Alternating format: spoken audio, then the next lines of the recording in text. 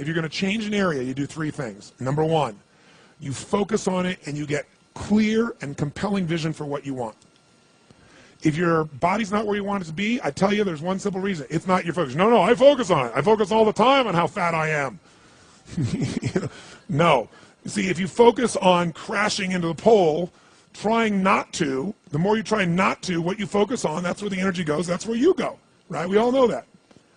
But what people tend to do is, I'm saying focusing on what you want, not what you don't want. And not only just focusing on what you want, where you focus and say, well, I'd like to be strong, I'd like to be energetic, I'd like to be fit. It's focusing and making it compelling. If your only reason you're focusing on it is like, well, I need to lose some weight because I feel fat, versus I want the energy to burn because with that I'll have more passion, more aliveness, I'll be able to impact my children. I'll be able to, I'll be able to take the business to another level.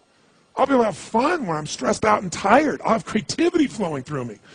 You can't just focus on it. You got to create a clear and compelling future in that area that will pull you towards it so you're not trying to push yourself.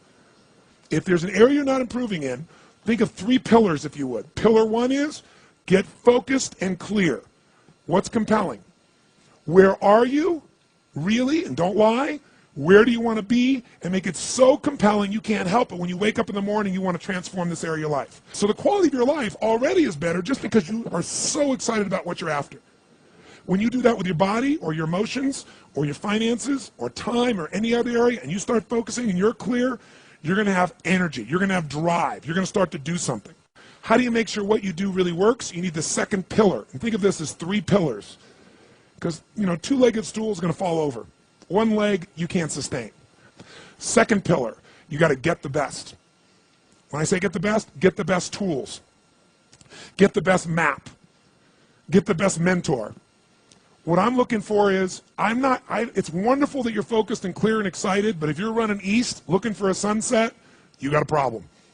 I don't care how much you believe, I don't care how much enthusiasm you have, you got the wrong tools. You got the wrong strategy. You got the wrong map. And so it's really critical in life, I believe, to get a map and get a mentor. Because the map very often changes. And the best mentor, somebody who's the best at what they do, they know the shortcuts, don't they? Or they know when the roads change. You don't get stuck hanging out, in the desert when you're trying to get to the ocean, metaphorically. So I've always focused on not just finding somebody good, but who's the best at it, who's got the best tools. Think of that first pillar as a target. You're crystal clear on the target. And now you got the toolbox, man. You got the best tools, not rinky-dink tools, the very best. And the way to get the best, by the way, that I've done it is model someone who's already successful. All the tools I come up with, some I've obviously created, but the foundation came by standing on the shoulders of other giants. I went out and found somebody that's already got the result. Why reinvent the wheel? Success leaves clues. Find the best, figure out what they're doing, do that. Alter it, find your view of it, but start with what already is working rather than starting from scratch and trial and error. But if you've got that focus, the target, and you got the toolbox, and you're still not getting what you want, it's because you got inner conflicts. That's the third pillar. You've got to resolve your inner conflicts. Because as I try to explain to you, 80% of success in anything is your psychology and 20% is the mechanics. So those inner conflicts are when you take 2 steps forward and you pull 3 steps back. Right? When you say, boy, I'm totally committed to this, but you don't follow through. This is my expertise, the why guy part. Why? Why do you keep saying you want this? You have crystal clarity, you have the tools, and you're still not getting it? There's a conflict in you. You want to be totally successful, but you're afraid at some level that if you are totally successful, you will not be loved. You'll be rejected.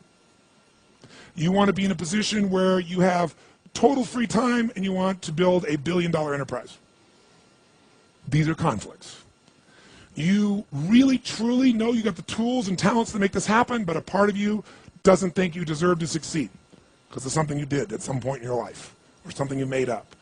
Or you think making money or being successful economically is not spiritual. And you're committed to being spiritual, and yet the other part of you, it's the inner conflicts between fighting parts. So what do we do in this third pillar? Think of it as a vault we got to unlock. Think of it as unlock and unleash. That's the third pillar. The way you unlock and unleash is you identify the conflicts. You get clear what they are. So you may have total clarity, even the tools, but how can you totally unleash and commit when you're being pulled in 2 different directions?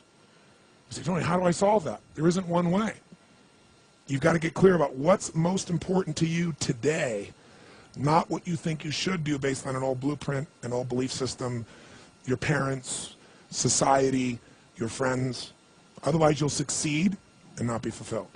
So once you identify the conflicts, now what you got to do is align. Align your life with what you really value. Align your life with what is most important to you. And then once you are in a position where you're aligned, guess what you'll do? Take action. You won't even have to work at it. When everything's in alignment, there's nothing pulling you away, boom, you go for it. But when you say, I want a relationship, but at the same time, simultaneously, I want to be in a position where, I never have to, I only get what I want every moment, or I never have to commit to anything, then obviously you're never going to get there. That inner conflict must be resolved. Once you align and you take action, guess what's going to happen? You're going to achieve. And once you achieve, you succeed. When you succeed, I'll tell you what you got to add to it. Celebrate, right? And then contribute. Pay it forward, if you will, as corny as that sounds. Remember the movie? Pay it forward. Don't pay it back. Take what you've got, what you've learned, and bring it to someone else. And if you bring it to someone else, it